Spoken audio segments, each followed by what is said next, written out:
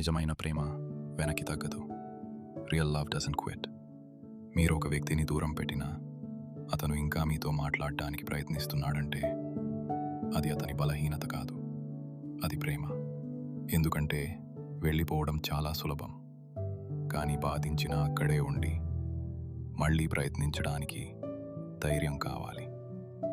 అతను మీ నిశ్శబ్దాన్ని, మీ దూరాన్ని, మీ చెడ్డ రోజులను చూశాడు. అయినా అతను ఇంకా ఉన్నాడు. ఏదో అవసరం, డిప్రెషన్ కోసం కాదు, ప్రేమతో. నేను బాగానే ఉన్నాను అనే ముసుగు వెనుక, మీరు కట్టిన గోడల వెనుక ఉన్న నిజమైన మీరెవరో అతనికి తెలుసు. నిజమైన ప్రేమ, రియల్ లవ్ ఎప్పుడూ వదులుకోదు.